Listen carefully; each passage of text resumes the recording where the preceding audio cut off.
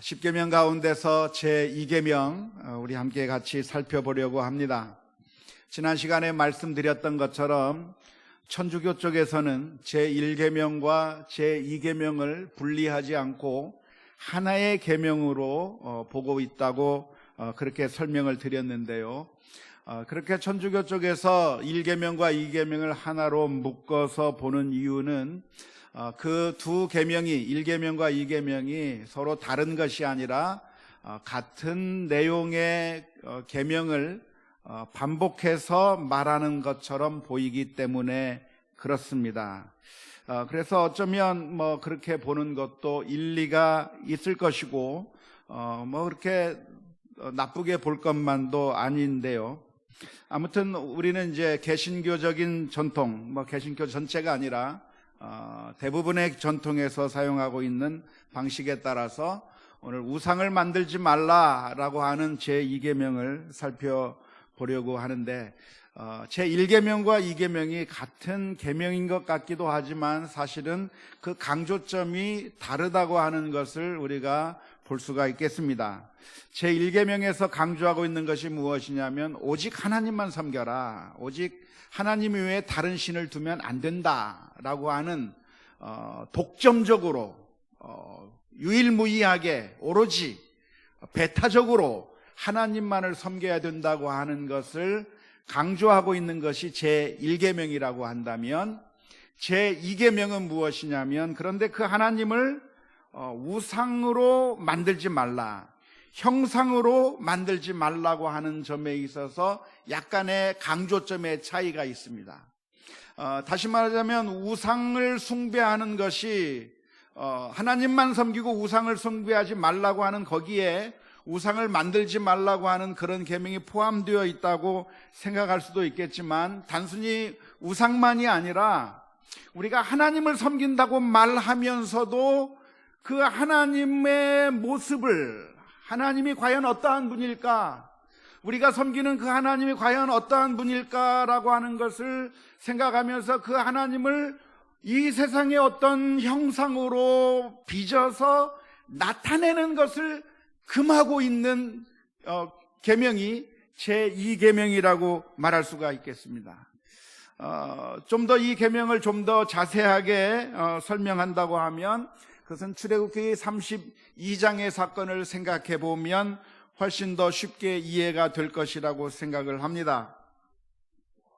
출애굽기 32장의 말씀을 보면 모세가 시내산 위에 올라가서 하나님과 만나고 있는 그 시점에 모세가 하나님에게서 돌아오지 않고 시내산에서부터 행방이 모연해진 것을 너무 답답해했던 이스라엘 민족들이 기다리다가 지쳐서 아론에게 가서 이야기를 합니다. 아론이시여, 모세가 어떻게 됐는지 모르겠습니다. 지금 우리가 방황하고 있는데 이때 우리를 그냥 방황하게 그냥 내버려 두지 말고 우리를 위하여 우상을 하나 만들어 달라고 요청을 했습니다.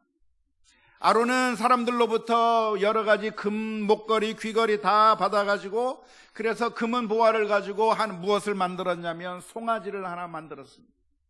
송아지를 만들어 놓고 이스라엘 민족들이 그 앞에서 절하고 또 화목제와 번제를 드리면서 축제를 벌이게 됐는데 하나님께서 그 모습을 보시고 이스라엘 민족을 향해서 진노하셨습니다. 이스라엘 민족을 향해서 진노하셨는데 우리가 그 출애굽기 32장의 말씀을 보면 이스라엘 민족들이 여호와 하나님을 버리고 송아지 우상이라고 하는 그런 다른 신을 섬긴 것이 잘못이구나 라고 생각하기가 쉬운데요. 그러나 출애굽기 32장의 말씀을 가만히 조심히 아주 유심히 그 본문의 말씀을 살펴보면 사실 이스라엘 민족이 하려고 했던 것은 여호와 하나님을 버리려고 했던 것이 아닙니다. 여호와 하나님을 버리려고 했던 것이 아니라 여호와 하나님을 섬기기는 원했지만 과연 그 하나님이 어떤 하나님인가? 여호와 하나님이 눈에 보이지 않으니까 그 보이지 않는 하나님을 우리가 한번 만들어 보자 해서 만든 것이 송아지 형상의 우상을 만든 것입니다. 출애굽기 32장 4절부터 6절까지의 말씀을 한번 보겠습니다. 출애굽기 32장 4절부터 6절의 말씀을 보면 이렇게 기록합니다. 아론이 그들의 손에서 금고리를 받아 부어서 조각칼로 새겨 송아지 형상을 만드니 그들이 말하되 이는 너희를 애굽 땅에서 인도하여 낸 너희의 신이로다 하는지라. 그 송아지를 놓고서 하는 말이 이는 너희를 애굽 땅에서 인도해낸 너희의 신이로라 하는지라 그렇게 말해놓고 아론이 보고 그 앞에 제단을 쌓고 이에 아론이 공포하여 이르되 내일은 여호와의 절일이니라 하니 이튿날에 그들이 일찍이 일어나 번제를 드리며 화목제를 드리고 백성이 앉아서 먹고 마시며 일어나서 뛰놀더라. 그러니까 이 말씀을 보면 이스라엘 민족들이 여호와 하나님을 버리고 송아지 우상이라고 하는 새로운 신, 송아지 우상이라고 하는 애굽에서 섬겼던 그 신을 그들이 선택한 그런 잘못이 아니라 사실 이스라엘 민족들의 생각은 아주 단순했어요. 우리가 여호와 하나님을 섬겨야 되겠는데 여호와 하나님이 눈에 보이지 않는 겁니다. 여호와 하나님이 눈에 보이지 않으니까 도대체 그 하나님이 어떻게 생겼는지도 모르겠고 도무지 우리들의 눈앞에 보이지 않으니까 그 여호와 하나님을 한번 만들어 보자는 거예요. 우리를 저 애굽 땅에서부터 인도해내신 그 하나님을 우리들에게 보여달라는 겁니다. 보여주는데 송아지 형상으로 만들어 놓고 여호와 하나님이 바로 이렇게 생긴 하나님이고 여호와 하나님이 바로 이렇게 생겼으니까 너희가 이 여호와 하나님에게 경배하라. 너희를 애굽 땅에서 인도해낸 바로 그 신 여호와 하나님이 바로 여기에 있다고 말하면서 송아지를 제시했을 때 여호와의 축제일로서 지키고 하나님을 섬기는 방법으로 우상을 만들어 놓고 경배했다고 하는 것이 출애굽기 32장의 말씀입니다. 이스라엘 백성들은 여호와 하나님을 못 믿겠다, 못 따르겠다고 말한 것이 아니라 여호와 하나님에 대한 감사의 마음이 있었어요.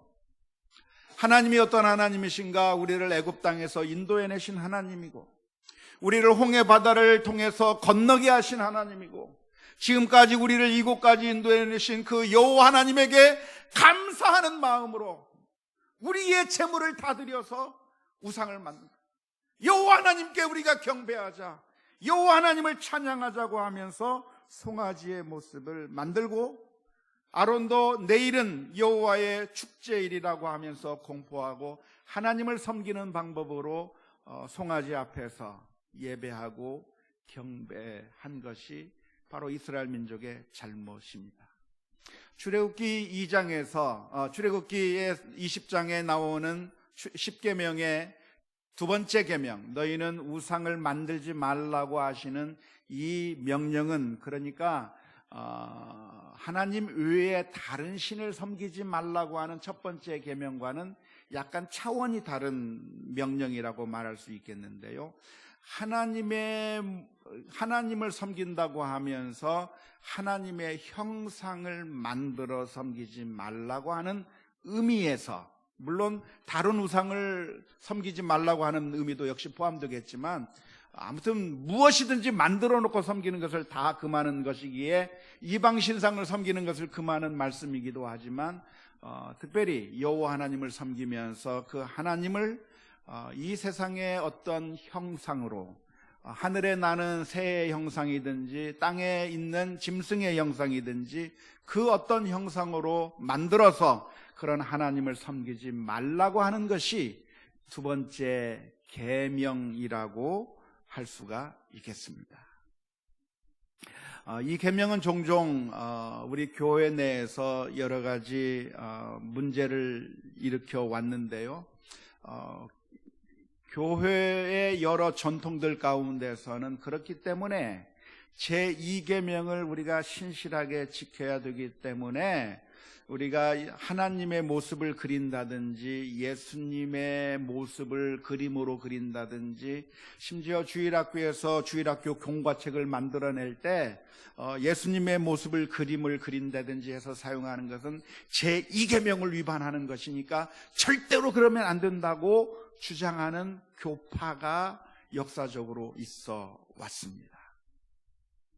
제2계명에 하나님을 형상화시키지 말라고, 하나님을 우상으로 만들지 말라고 했으니까 예수님을 조각품으로 새긴다든지 십자가의 조각품으로 예수님을 모습을 그려놓는다든지 하는 이 모든 행위들은 다 제2계명을 어기는 것이니까 이것은 안 된다고 강하게 주장하면서 심지어 교회 내에서도 성화를 그린다든지 예수님의 12 제자들과 함께 만찬을 하는 모습이라든가 예수님이 십자가에 못 박혀 죽인 그림이라든가 이런 것들을 절대로 해서는 안 된다고 강하게 주장하는 그런 교파가 있었습니다.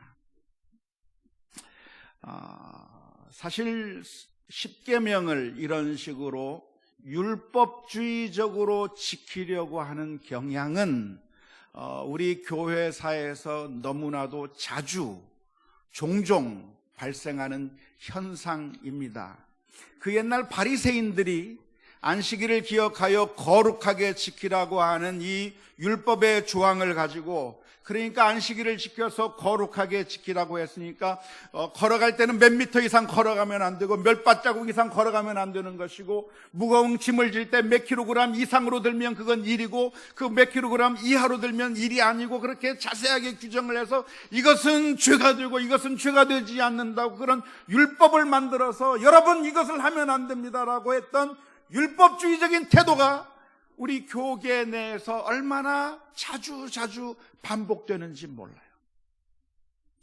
사실 10계명이라고 하는 이 계명의 말씀은, 그러니까 이 10계명의 말씀을 철저하게 지키기 위해서 그 계명을 어떻게 지켜야 되는가에 대한 규정들을 만들어 놓고, 이렇게 하면 죄가 되고 이렇게 하는 것은 괜찮고라고 하는 식으로 이야기하면 이것은 결국 바리새파적인 생각을 반복하는 행위가 되는 것임에도 불구하고 교회의 역사 가운데 보면 그런 식으로 이 율법들을 적용해서 어떠한 것을 하면 안 된다, 이것은 잘못이다고 하는 일들이 반복되어 온 것이 사실입니다. 다행히 우리 제가 속한 합동교단에서는 그런 것까지는 이건 잘못이 아니다, 잘못으로 이렇게 막 정죄하고 그러지는 않고 있어서 다행이긴 합니다만은, 혹시 우리들 가운데 율법을 그런 식으로 접근한다고 하면 그것은 바른 성경적인 접근법이 아니고 너무나도 단순한, 너무나도 참 단편적인 접근이라고 이야기할 수가 있겠고, 사실은 이 계명이 우리들에게 무엇을 요구하는지에 대한 이 율법의 정신을 우리가 제대로 잘 이해하고 이 말씀의 의미를 우리가 잘 깨달아서 하나님을 제대로 섬길 수 있는 그런 영적인 교훈을 저와 여러분들이 받을 수 있으면 좋겠습니다. 그러면 하나님께서는 왜 이런 형상으로 하나님을 표현하는 것을 금하고 있는 그 이유가 무엇일까요? 우리는 성경을 읽으면서 왜 하나님께서 이런 명령을 해주시고 왜 이런 말씀을 하시고 왜 우리에게 이것을 요구하시는가에 대한 근본적인 이유를 묻지 않으면 안 되는 것인데, 왜 하나님께서는 하나님의 모습을 형상화시키는 것을 금하고 있는 이유가 무엇인가에 대해서 생각해 볼 필요가 있습니다. 하나님께서 우상을 만드는 것을 금지하시는 이유가 무엇이냐면, 우상을 만들게 되면 하나님이 축소화되기 때문에 그렇습니다. 하나님은 어떤 하나님이십니까? 전능하신 하나님이시고 완전하신 하나님이시고 무한하신 하나님이에요. 그런데 그 무한하신 하나님을 형상화해서 만들어버리는 그 순간, 그것은 우리들에게 유익한 것이 아니라 하나님을 축소화시키는 잘못된 결과를 가져오게 될 것입니다. 예를 들어서 우리가 우리 부모님을 너무 사랑하고 좋아한다고 하십시다. 그래서 우리 아버지, 우리 어머니 늘 생각하면서 삽니다. 그런데 정말 아버지를 사랑하고 어머니를 사랑하는 마음으로 참 우리들의 휴대폰 안에 무엇을 가지고 있냐면 우리 부모님의 사진을 가지고 있을 수가 있겠어요. 멀리 떨어져 있지만 그 사진을 보면서 우리 아버지가 이렇게 생겼지, 우리 어머니가 이렇게 생겼지. 그 사진을 보면서 아버지를 생각하고 어머니를 생각하는 겁니다. 정말 이것은 좋은 일이에요, 나쁜 일이에요? 좋은 일입니다. 이 사진이라고 하는 것이 어머니를 생각하게 하고 아버지를 생각하게 하는 아주 훌륭한 도구가 될 수가 있는 겁니다. 그런데요, 그 사진을 너무나도 좋아한 나머지 집에 왔는데 안방에 엄마 아버지가 계시는데 엄마 아빠한테는 가보지 않고 사진 보고 엄마 아버지 안녕하셨습니까? 회사 잘 다녀왔습니다.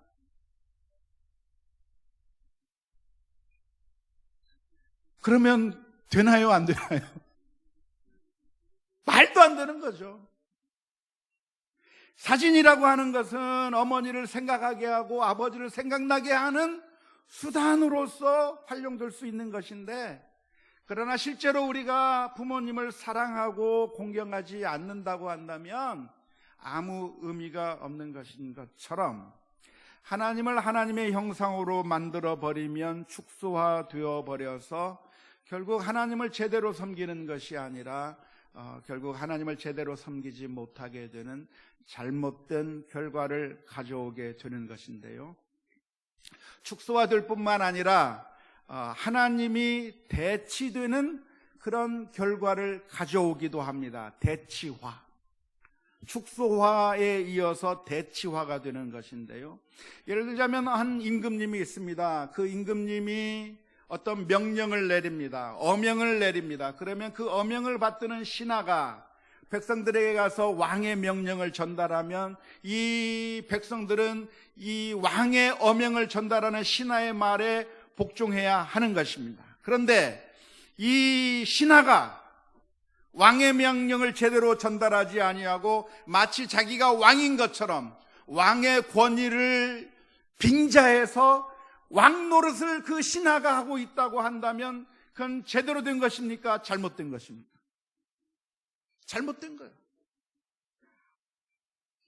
바로 이 하나님을 형상화 만드는 그 축소화의 위험이 바로 연결되는 것이 무엇이냐면 대치화되는 것이죠.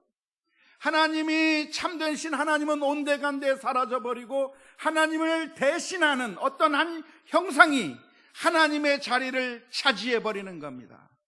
마치 출애굽기 32장에 기록되고 있는 말씀처럼 이스라엘 민족 가운데 송아지를 만들어 놓는다고 한다면 그 송아지를 처음 만들 때의 의도는 아마 진지했을 것 같아요. 우상을 처음 만들 때 그 심정만큼은 그래도 하나님을 제대로 섬기고자 하는 마음이 있었을 것 같아요. 그런데 그 송아지 우상을 만들어 놓게 되는 그 순간 그들은 누구를 섬깁니까? 송아지를 섬깁니다. 하나님을 섬기기 위해서 만든 그 송아지가 하나님의 영광을 독차지해버리고 그 모든 영광을 다 빼앗아가 버려서 결국 우리가 하나님을 섬기는 것이 아니라 송아지를 섬기게 되는 그런 어리석은 결과를 가져오게 되는 것입니다. 그래서 그 대치화가 되는 것은 결국 하나님의 모습을 희미하게 가려버리는 그런 결과를 가져오게 됩니다. 하나님은 어떤 하나님이십니까? 무소부재하신 하나님, 어느 곳에든지 다 계신 하나님. 그래서 정말 하나님의 그 영광이 그 어느 곳에도 있는 것이 하나님의 모습일 텐데 그 하나님의 모습을 송아지의 모습으로 어떤 우상의 형성으로 대치화시켜버린 그 순간 더 이상 하나님은 어느 곳에도 계신 하나님이 아니라 그곳에만 계신 하나님. 그 앞에서는 두려워 떨면서 그 앞에서는 내가 하나님 앞에서 벌벌벌 떨고 정말 진지하게 정성을 다해서 하나님을 예배하는 것 같지만 그 송아지 혹은 그 우상 앞에서 걸어 나오게 되는 그 순간에 더 이상 하나님은 없습니다. 내가 내 마음대로 살아도 될 정도로 하나님은 우리들의 눈에 보이지 않습니다. 마음대로 살 수밖에 없는 결과를 가져오게 되는 것이죠. 하나님의 모습을 가려버리는 그런 현상이 나타나는 것이고요. 더 나아가서 제일 큰 위험이 있다고 한다면 결국 그렇게 우상화된 하나님은 우리들의 숭배의 대상, 예배의 대상이 되는 것이 아니라 결국 우리들의 수단으로 전락화되어 버리는 수단화의 결과로 빚어지게 됩니다. 하나님이 보이지 않는 만유의 주 하나님이시라고 한다면, 온 세계에 계신 전능하신 하나님이라고 한다면 그 앞에서 우리가 늘 겸손하게 서게 될 텐데, 하나님께서 축소화돼서, 그리고 우리들이 만질 수 있고 우리가 움직일 수도 있고 내 뜻에 따라서 이곳에 놓다가 저곳에 놓을 수도 있고 내가 마음대로 좌지우지할 수 있는 어떤 물체로, 형상으로 하나님이 바뀌어 버리게 되면 얼마나 편리한지 몰라요. 그 하나님을, 형상화된 그 하나님을 내가 원하는 곳으로 가져가는 겁니다. 이곳에 가져가서 하나님 이곳을 지켜주세요. 이곳에 가져가서 하나님 이곳을 지켜주세요. 내가 원하는 곳으로, 내 사업장으로, 내가 원하는 곳으로 마음대로 가지고 가서 하나님을 내 뜻에 따라 나에게 복을 주는 수단으로 만들어버리는 수단화가 하나님의 형상을 통해서 만들어지게 되는 것입니다. 사람들이 왜 한 우상을 만들려고 하는 그 욕구가 왜 나오는가를 우리는 잘 알 수가 있습니다. 그것은 우리는 너무나도 이기적이고 탐욕적인 존재이기 때문에 그렇습니다. 오늘 출애굽기 20장 4절의 말씀에서 너를 위하여 우상을 만들지 말라고 표현하고 있는데요, 사람들이 우상을 만드는 그 이유가 바로 우리 자신의 욕구 때문에 그렇습니다. 사실 우리가 하나님을 경배한다고 말하지만 하나님을 경배하는 것이 아니라 우리가 잘 먹고 잘 살고 우리가 행복해지고 우리가 복을 받기 위해서 그 하나님을 적절하게 잘 이용해서 내가 잘 살고자 하는 그런 이기적인 마음을 충족시켜주는 수단으로 하나님을 이용하는 것입니다. 우상을 만드는 사람들의 욕구는 뻔해요. 그 신을 통해서, 우상을 통해서 내 욕구를 충족시키려고 하는 그 이유 때문에 우상을 만드는 것입니다. 하나님을 진정으로 사랑하기 때문에, 하나님이 나를 사랑해 주셨고 하나님이 그 아들을 십자가에 내어주시기까지 사랑해 주신 그 하나님이 너무나도 감사해서 하나님 앞에 예배하는 것이 아니라 그 하나님의 능력이 탐이 나는 것이고요, 그 하나님이 가지고 있는 그 전능하심이 내게 필요한 것이기 때문에 그 하나님의 전능하심을 내가 적절하게 이용하고 적절하게 사용해서 내가 이 세상에서 잘 살아갈 수 있는 그 방법을 누리기 위해서 그 하나님을 철저하게 수단화시키는 것이 형상으로 만드는 잘못이라고 할 수 있습니다. 그렇기 때문에 하나님께서는 하나님을 하나님 인격으로, 표현 자체가 좀 어폐가 있죠. 신격으로 하나님 그 존재 그 자체만 너무나도 감사하고 너무나도 정말 좋아서 하나님을 사랑하는 것이 아니라 하나님을 이용해 먹으려고 하는 그런 인간의 마음을 하나님께서는 원하지 않다고 하는 사실을 저와 여러분들이 분명하게 기억해야 될 줄로 믿습니다. 이스라엘의 역사 가운데 가만히 살펴보면 이스라엘 민족들은 늘 이런 죄들을 반복해 왔습니다. 우상을 만들지 말라고 했기 때문에 우상은 만들지 않았어요. 하지만 우상화 시켜버린 것들이 많습니다. 사무엘상 4장에 보면 언약궤가 그 가운데 하나였는데요, 언약궤는 하나님께서 임재한다고 하는 사실을 보여주는 하나의 형상이었습니다. 하나님께서 만드신 그 형상인데 그 언약궤를 사람들은 우상처럼 생각했습니다. 이 언약궤 안에 하나님이 계시고 이 언약궤는 우리가 가지고 가는 곳에서 우리들에게 축복을 해주실 것이고 그래서 우리가 필요한 곳에는 가지고 갈 수 있겠다고 생각을 한 겁니다. 그래서 그들은 전쟁에서 불리해지면 하나님 앞에서 회개하려는 마음은 없는 채 그 언약궤를 끌고 전쟁터로 가서 그 하나님이 우리의 수단이 되어주고 우리를 위해서 봉사해주는 신하가 되어서 우리에게 전쟁을 승리케 해달라고, 전쟁의 승리를 선물해달라고 사용하는, 주인의 말을 잘 들었으면 좋겠다고 생각한, 마치 알라딘의 마슬램프 안에 나오는 거인을 이용하듯이 언약궤를 우상처럼 사용했던 것이 사무엘상의 말씀 가운데 기록되어 있습니다. 사사기 8장 27절의 말씀을 보면 이스라엘 민족들은 금으로 에봇을 만들었습니다. 사실 에봇이라고 하는 것도 역시 마찬가지인데요, 하나님께서 에봇을 만들라고 말씀해 주셨습니다.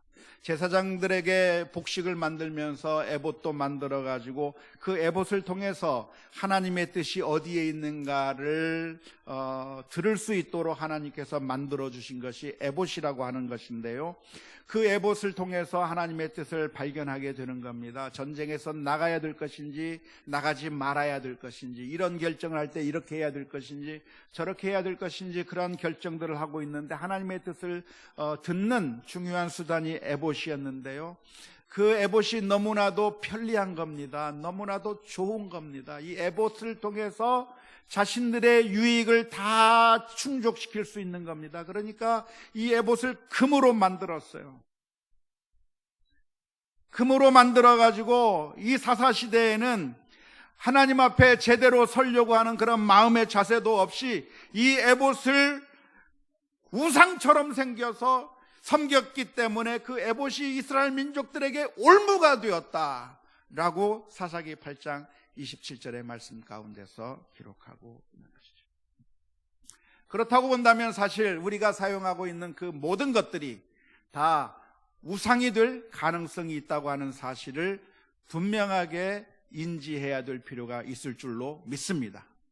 우리가 생각하는 그 모든 것, 실제로 우리 한국 교회 내에서는 우상처럼 그 모든 것들을 다 다루어 온 그런 실수의 역사가 있습니다. 성구라고 하는 것, 강대상이든지 아니면 하나님을 위해서 사용한다고 하는 그 모든 성구들을 우리들이 거룩하게 다룬다고 하는 것이 우상화시켜서, 그래서 이 우상화를 시키고 이것을 통해서 우리가 이것을 함부로 다루면 화를 입을 것이고 이것을 잘 다루면 복을 받을 것이라고 하는 잘못된 생각으로 우상화시킨 적이 많은데요, 특별히 십자가도 역시 마찬가지였습니다. 그래서 예전에 우리 한국교회 성도들 가운데서는 십자가 앞에서 복을 비는 겁니다. 교회 와가지고 십자가 있으면 비나이다 비나이다 하면서 십자가에서 복을 달라고 빌고 있다고 한다면 십자가니까 괜찮은 것이 아니라 그 십자가를 우상화 만들어버린 잘못이기 때문에, 그래서 1957년 합동교단에서 강대상 위에 십자가를 부착하는 것을 금지하는 결정을 내렸어요. 그리고 2015년 제100차 총회에서도 그 결의를 번복하지 않고 그대로 하기로 유지했는데, 사실 저는 그러한 결정 자체는 별로 바람직한 결정이라고 생각하지는 않습니다. 사실 중요한 것은 우리들의 마음이지, 그림에서 예수님을 그리지 말라든지 십자가를 사용하면 안 된다든지 이렇게 율법화시켜서 바리새주의적으로 이건 하면 되고 이건 하지 말아야 된다는 식으로 일일이 율법화시키는 것은 성경을 바르게 해석한 행동이라고 생각하지는 않습니다. 그래서 기회가 된다고 한다면 제가 가서 그런 결정들을 좀 풀라고 이제는 교회에 자체적으로 맡겨서 교회가 달고 싶으면 달고 싶지 않으면 달지 못하도록 자유를 주는 것이 훨씬 더 좋다고 하는 것으로 결정을 이끌어내고 싶은 생각이 있는데요. 아무튼 그런 것들이 우리들에게 우상이 될 수가 있다고 하지만 그것은 율법화시켜서 해라 하지 마라 할 것이 아니라 우리가 마음으로 정말 그러한 것들을 우상화시켜서 섬기지 않는 그런 마음의 자세가 필요할 줄로 믿습니다. 하나님께서는 아예 못 만들라고 말씀하신 것이 아니라 우상을 만들지 말라고 말씀하셨지만 실제로는 하나님께서는 여러 가지를 다 만들라고 하셨어요. 에베네셀이라고 하는 돌을 만들어 세워서 하나님께서 여기까지 도우셨다고 하는 것을 기억하게 하라고 말씀해 주셨을 뿐만 아니라 또한 요단강 돌을 세워놓으라고 말씀하시기도 하고 또 주님께서는 떡과 포도주를 통해서 예수님의 사랑을 생각나도록 그렇게 하기도 하고 또 여러 가지 것들을 통해서 하나님의 은혜를 생각나게 하셨는데 그러한 것들을 우상화시켜버려서 그것을 우상처럼 섬기는 것은 잘못이겠지만 그러나 그 마음으로 우리가 하나님의 은혜를 생각할 수만 있다고 한다면 충분히 사용할 수 있을 것이 아니겠는가. 십자가를 바라보면서 예수 그리스도의 사랑을 생각하고 하나님의 은혜를 생각할 수만 있다고 한다면 우상화의 경고를 하면서 충분히 사용할 수 있지 않을까 생각이 듭니다. 특별히 우리가 조심해야 될 것이 무엇이냐면 예배당도 역시 마찬가지예요. 예배당이라고 하는 것도 하나의 우상으로 전락해버릴 가능성들이 있습니다. 안타깝게도 우리 한국 교회 내에서 예배당이라고 하는 것은 마치 하나님과 동격인 양 그렇게 선전하고 그래서 예배당만 만들기만 하면 예배당을 건축하기만 하면 그 가정이 복을 받을 것이라고 부추기도 하고 그래서 건축헌금을 많이 하게 만들고 그러면 하나님께서 은혜를 많이 베푸실 것이라고 그렇게 선전을 해서 그래서 아름답고 멋진 성전을 짓기만 하면 축복을 받을 것이라고 우상화시키는 그런 잘못들을 어마어마하게 많이 저질러 왔어요. 저는 그렇게 하지 않으려고 하고 있고 그렇게 하지 않아 왔습니다. 하지만 우리들의 마음 가운데 역시 새 예배당이 우리의 우상이 되어버릴 가능성이 있다고 하는 사실을 기억하면서 하나님의 말씀을 묵상하는 가운데 하나님 앞에만 온전히 섬기는 그런 저와 여러분들이 되어야 될 줄로 믿습니다. 하나님은 어떤 하나님이십니까? 오늘 본문의 말씀을 보면 질투하는 하나님이라고 말씀하십니다. 하나님을 섬기지 않고 우상을 만드는 것에 대한 경고로 하나님은 질투하는 하나님이신데 다른 신을 섬기거나 우상을 섬기는 자들을 죄 없다 하지 아니하시고 그들의 죄를 갚되 3, 4대까지 이르게 할 것이라고 말씀해 주고 계시는데요. 이 표현만 보면 마치 하나님은 질투하는 남편처럼 혹은 어쩌면 지난 시간에 말씀드린 것처럼 조폭처럼 우리를 향해서 위협하고 하나님을 배신하면 우리를 가만두지 않겠다고 하는 그런 조폭처럼 느껴질 수도 있을 겁니다. 실제적으로 결과도 똑같은 결과처럼 느껴질 수가 있을 겁니다. 하지만 하나님께서 이렇게 말씀하시는 것은 하나님이 조폭과 같아서 이런 말씀을 해주시는 것이 아니라 우리를 진정으로 사랑하시기 때문에 이 말씀을 하시는 거예요. 우리가 만일 하나님을 섬기지 아니하고 또한 하나님을 수단화시켜서 그리고 우상화해서 그래서 하나님을 제대로 섬기지 않는다고 한다면 그 결과가 얼마나 비참할 것인가에 대해서 하나님께서 사랑의 마음으로 저와 여러분들에게 이 말씀을 해주시는 겁니다.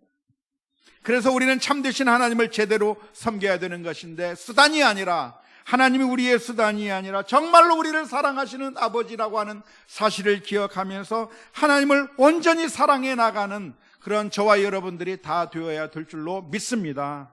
왜냐하면 하나님은 우리를 온전히 사랑하시는 분이시기 때문에 하나님을 하나님으로 하나도 부족함이 없는, 가감이 없는 하나님 모습 그대로, 하나님을 어떤 형상으로 만들어서 우리가 활용하기 좋은 그런 좋은 도구로 사용하는 것이 아니라 우리의 주요 만왕의 왕이신 그 하나님을 제대로 섬기는 우리 모두가 다 되어야 될 줄로 믿습니다. 하나님이 우리를 사랑하실 때에도 하나님께서는 우리를 수단화시켜서 사랑하신 것이 아니에요.